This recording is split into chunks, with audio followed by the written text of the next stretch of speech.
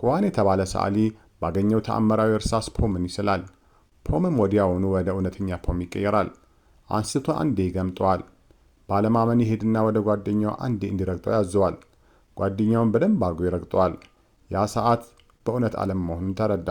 ፊልሙ የሚጀምረው ኮዋን የተባለ ጎበዝ ግን ድሃ ሰዓሊ ቀኑን ሙሉ ጥቂት ሳንቲሞችን ለማግኘት ሲል ስዕሎችን በመሳል ደፋ ቀና ሲል እናያለን። ችሎታ ቢኖረውም ከድህነት ግን ማምለጥ አልቻለም ነበር። በመንገድ ዳር ተቀምጦ የአንዲትን ሴት ምስል ሲስል እንመለከታለን። ስዕሉን ሲጨርስ ልጅቷ በስራው ትደነቃለች። አዲስ ስዕል ሊስል ሲዘጋጅ አንድ የቅንጦት መኪና አጠገቡ ይቆማል። የኮዋን የቀድሞ ፍቅረኛ ከሀብታሙ ሰው አጠገብ መኪና ውስጥ ተቀምጣለች። ሀብታሙ አርቲስት ኮዋንን በቀድሞ ፍቅረኛ ፊት ለማዋረድ በማሰብ ገንዘብ እየወረወረለት ይህ የሙሉ ቀን ውሎህን ይሸፍንልሃል እያለ ይሳለቅበታል። እውነታው ግን ኮዋን ሁልጊዜ ስዕሎችን የሚስለው በሀብታሙ ሰዓሊ ጄድ ስም ነበር። በሺዎች የሚቆጠር ገንዘብ የተሸጡት ድንቅ ስራዎች የጄድ ሳይሆኑ የእሱ ነበሩ። ስዕሎቹ ከፍተኛ ገቢ ቢያስገኙም ጄድ ግን ከሽያጭ የሚገኘው ገቢ በራሱ ዝና እንደመጣ በመጥቀስ ትንሽዬ ክፍያ ብቻ ይሰጠው ነበር። ኮዋን በንዴት ዕቃዎቹን ሰብስቦ ወደ አሮጌው መኪና ይሄዳል። የመኪናው ጎማ ተንፍሶ ሲያይ ተናዶ በእግሩ ሲረግጣት መኪናዋ ውልቅልቋ ይወጣል። እንደምንም ገጣጥሟት አርቲስቶች በጋራ የሚኖሩበት መንደር ይደርሳል። በመንገድ ላይ የቤቱን አከራይ አግኝቶ የቆየውን ውዝፍ የቤት ኪራይ ይጠይቋል። ኮዋንም ገንዘቡን ቆጥሮ ፊቱ ላይ ይወረውርለታል። አከራዩም ገንዘቡን ያለፈውን ወር ብቻ እንደሚሸፍን ይነግረዋል። ኮዋን አንድ ቀን ስራዎችን ሁሉ አሳይበታለሁ ብሎ ወደሚያልመው የስዕል ማሳያ ጋለሪ ይሄዳል። የጋለሪው ባለቤት ጆዋር ግን በኮዋን ስራ ላይ ይሳለቅበታል። ስዕሎቹም የማይረቡ እንደሆነ ይነግረዋል። ጆዋር በንቀት ኮዋንን ችሎታ የሌለው ሰዓሊ ሲል ይጠራዋል። በተመሳሳይ ንግግሩ የጄድ ስራዎች ዓለምን በተጨባጭ የሚገልጹ ድንቅ ስራዎች በማለት ያወድሳቸዋል። ይሁን እንጂ ጆዋር በጣም የሚያደንቃቸው ስዕሎቹ በእርግጥ የኮዋን መሆናቸውን አያውቅም ነበር። ኮዋን ግን ከጄድ ጋር ያለውን የንግድ ግንኙነት ላለማበላሸት ሲል ዝምታን መርጧል። በመቀጠል ወደ ፍቅረኛው አይነ ስውር የሆነችው ቲያን ስራ ቦታ ሲደርስ ሁለት ሰዎች ጾታዊ ትንኮሳ ሲያደርጉባት ያያል። ቲያን ማየት ስለማትችል የምትሰራው የሰውነት ማሳጅ ቤት ነው። ሁለቱ ወንዶች በር ላይ ሲወጡ ጠብቆ እነሱም ላይ ተመሳሳይ የሆነ ትንኮሳ ያደርስባቸዋል። እነሱም በምላሹ ከባድ የሆነ ድብደባ ያደርሱበታል። ከግጭቱ በኋላ ቲያን ወደ አፓርታማው ይዟት ይመጣል። ምንም እንኳ እሱ በደንብ ተደብድቦ ቢቆስልም ለቲያ ግን ሁለቱን በደንብ አድርጎ እንደረገጣቸው ይነግራታል። ከዚያም ለቲያን ለረጅም ጊዜ ስታልመው የነበረውን ሃይ ሂልስ ጫማ በመስጠት ያስገርማታል። ትንሽዬ ስጦታ ብትሆንም የፊቷን ገጽታ ለማበራት በቂ ነበረች። ቲያን ከወጣች በኋላ ኮዋንና ጓደኛው ማኒ እየጠጡ ሊጫወቱ ወደ ጣራው ላይ ይወጣሉ። ምኞታቸውን እርስ በርስ መገላለጥ ጀመሩ። ኮዋን ዓለም አቀፋዊ አርቲስት መሆኑን ይናፍቃል። በሌላ በኩል ማኒ ደግሞ ከሀብት ፍላጎቱ የተነሳ ለስኬት ሲል ነፍሱን ቢሸጥ ደስታው እንደሆነ ይናገራል። ሁለቱ ጓደኛሞች ሰክራውና ደክመው ከቤታቸው ውጪ እንቅልፍ ይወስዳቸዋል። ኮዋን በድንጋጤ ከእንቅልፉ ሲነቃ ባየው ነገር ደንግጦ ጓደኛውን ለመቀስቀስ ይሞክራል። ነገር ግን ጓደኛው ጭልጥ ያለ እንቅልፍ ውስጥ ነበር። የጠፈር መንኮራኮር የሚመስል ነገር በላዩ ላይ ሲያንዣብብ አስተዋለ። ቀጥሎም 3 ባዕድ ፍጥረታት ከመንኮራኮሩ ሲወርድ አስተዋለ። ኮዋን ፎቶ ለማንሳት ሲሞክር በስተት የካሜራውን ፍላሽ ይበራል። በዚህም የተነሳ ኤሊያኖቹም ከነ መንኮራኮራቸው ጭምር በፍጥነት ይሰወራሉ። ነገር ግን አንድ ነገር እንደጣሉ አስተዋለ። ሄዶም ሲመለከተው የእርሳስ አይነት ቅርጽ እንዳለው ተመለከተ። በማግስቱም ጠዋት የሆነውን ነገር አስታውሶ ከእንቅልፉ በድንጋጤ የተነሳ ኮዋን በጣራው ላይ የሆነውን ሁሉ ሲነግረው ጓደኛውን በዝርዝር አብሮ ይነግረዋል። ኮዋንም እሱም አይቶ ነበር እንዴ ብሎ ያስባል። ነገር ግን ጓደኛው ማታ በህልሙ ሁሉ ሌሊቱን ሲቃጅ እንደነበርና እንዲያውም ከመተኛቱ በፊት የሶስቱን ዩፎ ስዕሎች ስሎ እንደነበር ይነግረዋል። ጓደኛው እንዳላመነው አውቆ ከአልጋው ሲነሳ ማታ ጠረጴዛ ላይ አስቀምጦት የነበረውን ዕቃ ሲያይ ህልም ብቻ እንዳልነበር ይረዳል። ወደ ስራው ተመልሶ አንዲትን ሴት እየሳለ እያለ ቀለሙ ያልቅበትና የሚፈልገውን ቀለም ፈልጎ ሲያጣ ትላንት ያገኘውን እርሳስ ያስታውሳል። በሱም ስዕሉን ለመጨረስ ይወስናል። ቀርጾ ሲያበቃ ለሙከራ በሌላ ወረቀት ላይ ሲሞክር የሳለው ስዕል በድንገት ወደ እውነት ይቀየራል። ባየው ነገር በጣም ደንግጦ ለማረጋገጥ የፖም ስዕል ይስላል። ወዲያውኑም ፖሙ ወደ እውነተኛ ፖም ይቀየራል። ባለማመን ፖሙን አንድ ይገምጠዋል። በእርግጥም እውነተኛ ፖም ነበር። በፍጥነትም እየተጣደፈ ወደ ጓደኛው በመሄድ የሆነውን ሁሉ ይነግረዋል። ከኪሱም አውጥቶ ፖሙና ድንጋዩን ያሳየዋል። ነገር ግን ጓደኛው ያበደ መስሎት ሐኪም ቤት መታየት አለብህ ይለዋል። ኮዋንም እንዳላመነው ሲረዳ የፈለከውን ነገር ጠይቀኝና ቀይሬ ላሳየህ ይለዋል። ጓደኛውም ወርቅን ለውጠህ አሳየኝ ይለዋል። ኮዋንም ወርቁን በወረቀት ላይ ስሎ ቢጠባበቅም ወዲያውኑ ወደ ወርቅ አልተቀየረም ነበር። ጓደኛውም እየሳቀ ወረቀቱን ጠቅልሎ በመስኮት ይወረውሯል። በድንገት የሰው ጩኸት ይሰማሉ። ወረቀቱ የአከራዩን ጭንቅላት መጥቶ አድምቷቸው ነበር።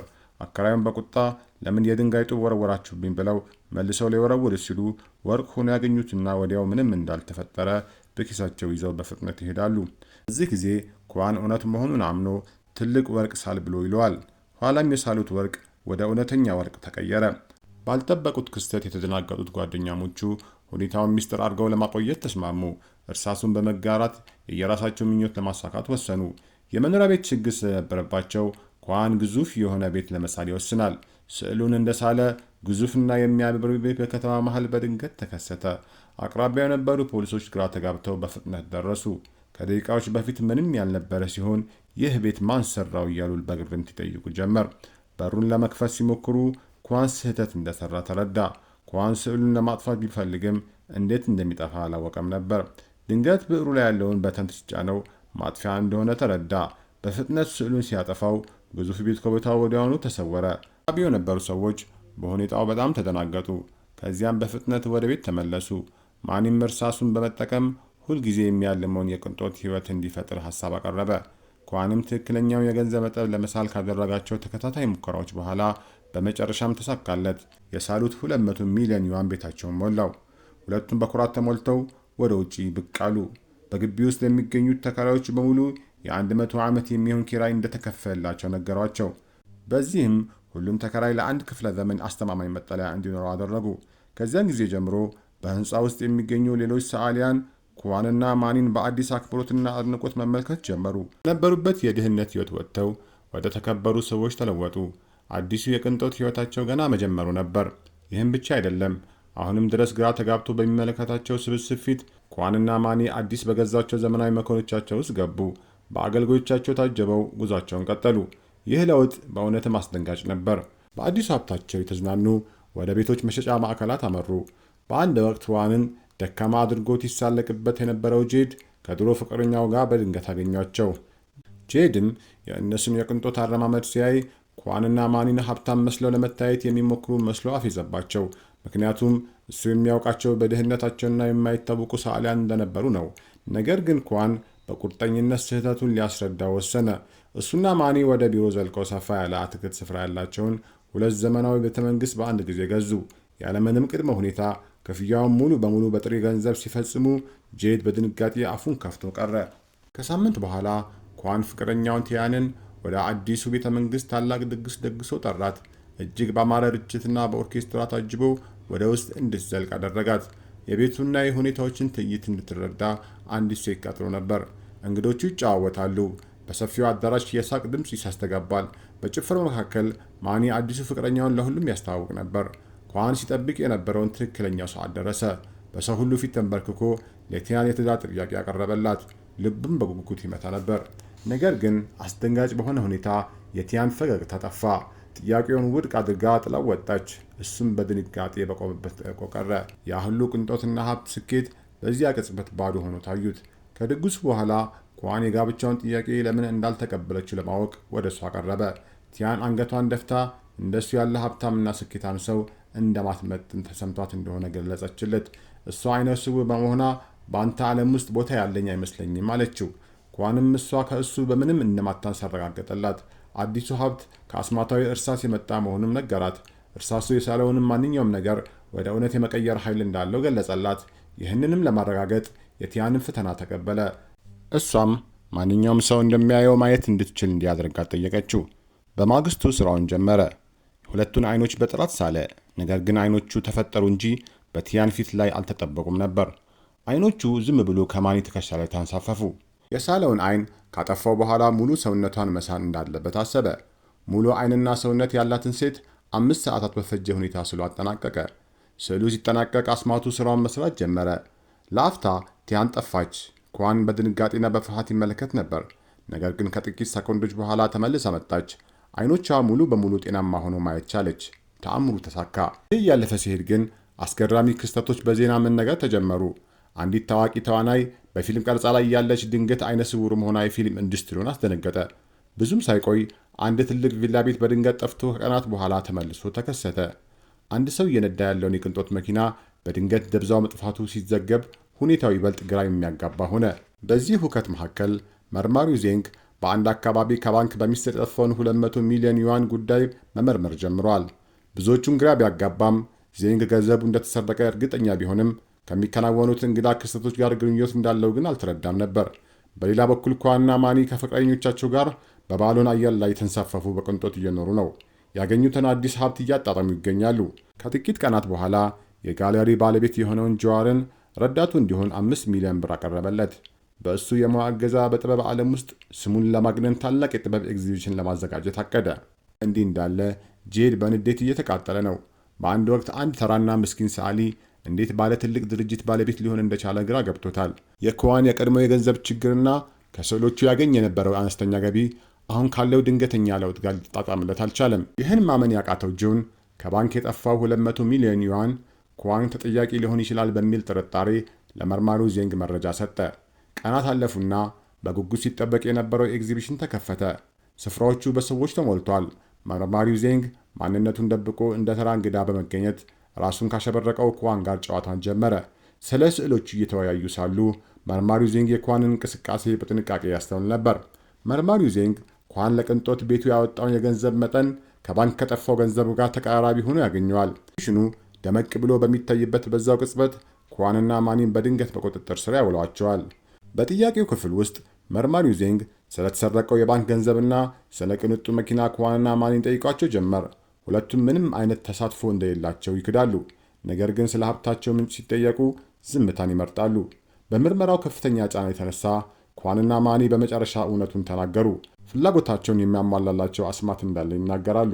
ስለ አስማተኛው እርሳስ ግን ምንም አላሉም ነበር። የሚፈልጉት እንዲጠይቁና ወዲያውኑ እንደሚያዘጋጁላቸው ይነግሯቸዋል። ፖሊሶቹም ዘመናዊ ፌራሪ እንዲያዘጋጁላቸው አዘዟቸው። ኳንና ማኒ አስማታቸውን ሲሰሩ ማንም እንዳያያቸው ይነግሯቸውና ከደቂቃ በኋላ ፌራሪውን መኪና በፍጥነት አዘጋጁ። በፍጥነት መኪናው ከየት መጣ ሳይባል በድንገት እዚያው ተከሰተ። መርማሪውና ቡድኑን አስደነገጠ። እውነተኛ ፌራሪ በፊታቸው መቆሙ መላውን ቡድኑን ግራ አጋባው። ነገር ግን ከወንጀሉ ጋር የሚያያዝ ጠንካራ ማስረጃ ባለመኖሩ እነ ኳንን ከመልቀቅ ውጭ ሌላ አማራጭ አልነበራቸውም። መርማሪው ዜንግ አንድ ዜና ደረሰው። ከአንድ አካባቢ መኪና ማሳያ ክፍል አንድ ፌራሪ መጥፋቱ ታወቀ። ይህ መኪና እጃቸው ላይ ካለው መኪና ጋር ተመሳሳይ ሞዴል ነበር። ነገሩን የተረዳው መርማሪው ከጀርባቸው ሌላ ሥራ እያሴሩ እንደሆነ በማመን የነኳንን ቤት ለመሰለል ወሰነ። እንዲህ እንዳለ በሁኔታዎቹ ግራ የተገባው ኳን ስለጠፋው የባንክ ገንዘብና በድንገት ዓይኗ ስለጠፋው ተዋናይ የሚገልጽ ዜና ይመለከታል። ያኔ እውነቱን በደንብ ተገለጸለት። በመጨረሻም የእርሳሱን እውነተኛ ኃይል ተረዳ። የተአምረኛው እርሳስ ኃይል የተሳሉ ማንኛውም ነገር የሚፈጥር ሳይሆን ዕቃው ካለበት ትክክለኛ ቦታ ተነቅሎ ተጠቃሚ ወዳለበት ቦታ የሚያመጣ ነበር። በሩ ሲንኳኳ ፖሊሶቹ ተመልሰው የመጡ መስሏቸው ሁለቱም ይጠበቃሉ። ሆኖም ቲያን በሩን ሂዳ ስትከፍተው የቀድሞው የኳን ፍቅረኛ ሆኖ ትገኛለች።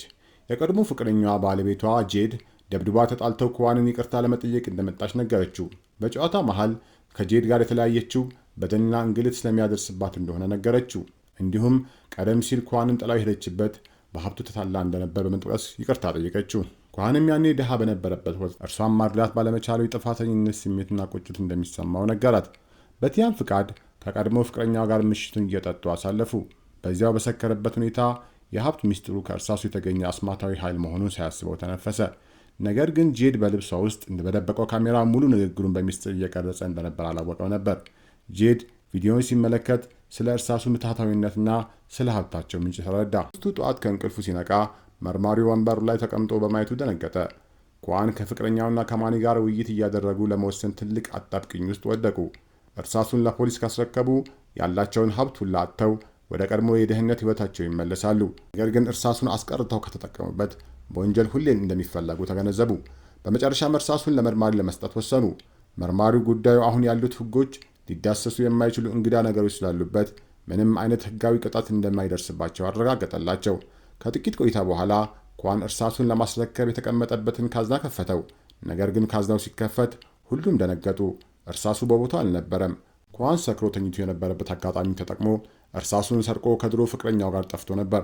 ከዚያም በላይ መርማሪው ዜንግና ባልደረባው ከደጃፍ ሆነው እየተከታተሉ ጄድ ሸጉዷቸው መውጣቱን አመኑ።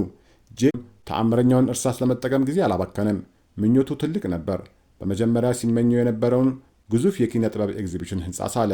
በጥቂት ሰከንዶች ውስጥ ህንፃው እውን ሆነ። እዚህ ብቻ ያረካው ጄድም እንደ ቤተ መንግስት ያለ እጅግ ዘመናዊ መኖሪያ ቤት ሳለ። ብዙም ሳይቆይ ቤተ መንግስቱ እንደሳለው ተገነባ። ጄድም በከፍተኛ ስግብግብነት ተከፋፍቶ በቻይና ዓለም ቁንጅና አንደኛ የወጣችው አይሊንን እንደ ቁስ በመቁጠር ሰላትና ወደ እሱ አመጣት። አይሊን ስትመጣ በተፈጠረው ነገር ግራ ተጋብታና እጅግ ተቆጥታ ነበር። ሚስቱ እንድትሆን ባዘዛት ጊዜ ክብሯን በመጠበቅና ትዕዛዙን ባለመቀበል በጥፊ ያጮለችው። ከጥቂት ደቂቃዎች በኋላ መርማሪው ከፖሊስ ቡድኑ ጋር ጄድ ወዳለበት ደረሱ። ጄድ ግን ያገኘውን ተአምራዊ እርሳስ አሳልፎ መስጠት አልፈለገም። በተስፋ መቁረጥ ውስጥ ሆኖ ሳለ ኳን መጀመሪያ ስሎት የነበረውን የባዕድ መንኮራኩር ፎቶ አወጣ። ፎቶ እንደመነሻ በመጠቀም ማንም ሳይዘው ለማምለጥ ተስፋ በማድረግ መንኮራኩሩን በፍጥነት መሳል ጀመረ። ይህ በእንዲህ እንዳለ መንኮራኩሩ 3ቱ ኤሊያኖችን አሳፍሮ ስለ ተልዕኳቸው እየተወያዩ በጠፈር ላይ ይንሳፈፉ ነበር። እንደ እነሱ ገለጻ እርሳሱ ልዩ ተሰጥኦ ያለው ሳይሆን በመላው ጋላክሲ ውስጥ ለጽዳት የሚገለገሉበት ተራ መሳሪያ ነበር። መሳሪያው መልሶ ማግኘት ካልቻሉ ግን እስራት ይጠብቃቸዋል። በስዕሉ ተስቦ ወደ እነ ጄድ አቅጣጫ በፍጥነት ተሳበ። መንኮራኩሩ ድንገት ከፊታቸው ሲከሰት ሁሉም በድንጋጤ ውስጥ ነበር። መንኮራኩር ውስጥ የነበሩት ኤሊያኖች በፍጥነት ከወረደው መንኮራኩር ተጎድተው ተቆጥተው ወጡ። አለቃቸውም እርሳሱ ኳን ጋር ያለ መስሎት ወዲያውኑ አጠቃው። ኳን ግን እርሳሱ በሌላ ሰው እጅ እንደሚገኝ በፍጥነት በማስረዳት የጥቃቱን አቅጣጫ አስቀየረው። ሁኔታው እየተባባሰ ሲሄድ ጄድና 2 ረዳቶቹ በእርሳስ ወደ ተፈጠሩት ታንክ ውስጥ በመግባት ተሸሸጉ። ነገር ግን ኤሊያኖቹ እጅግ ጠንካራ ስለነበሩ ታንኩን በማውደም ጄድና ቡድኑን አወጧቸው። መሪያቸው መሳሪያው ተበላሽቶ ወደ እርሳስነት በመቀየሩ በጣም ተቆጥቶ ጄድን ለመግደል ዛተ። ኳንም ጄድን ለማዳን በድፍረት ወደፊት በመውጣት እውነቱን ተናገረ። ለመሳል እንዲመቸው ወደ እርሳስነት የቀየረው እርሱ እንደሆነ ተናገረ። ይህ ሐቀኝነቱ ኤሊያኖችን አስገረማቸው። ኳንም ሁኔታውን ለማርገብ አንድ ሐሳብ አቀረበ። በእርሳሱ የተሳሉ ዕቃዎች በሙሉ ወደ ነበሩበት ስፍራ እንዲመለሱ ካደረጉ ግብዣ እንደሚያደርግላቸው ቃል ገባላቸው። በኳን ደግነት የተነካው መሪያቸው ሐሳቡን ቀየረ። በሰው ልጆች ላይ የነበረውን አመለካከት በመተው ራሱን በመነቅነቅ የኳንን ጥያቄ ተቀበለ። በመቀጠልም መሳሪያው ላይ ያለውን የማጥፊያ ቁልፍ ተጫነ። ከዚያም በስዕል የተፈጠሩ ነገሮች ሁሉ አንድ በአንድ ወደ ነበሩበት ስፍራ ተመለሱ። ከእነዚህም መካከል የቲያንም አይኖች ወደ ነበሩበት ተመለሱ። ነገር ግን የመጨረሻ ቁሳቁስ ወደ ነበረበት እንደተመለሰ መሪያቸው አንድ አስደንጋጭ ስህተት እንደሰራ ተረዳ። በሂደቱ ውስጥ ሳያውቀው የራሳቸውን መንኮራኩር ወደ ህዋ መልሶ ሰዱታል። አሁን 3ቱ ኤሊያኖች ያለመመለሻ ምድር ላይ ቀርተዋል።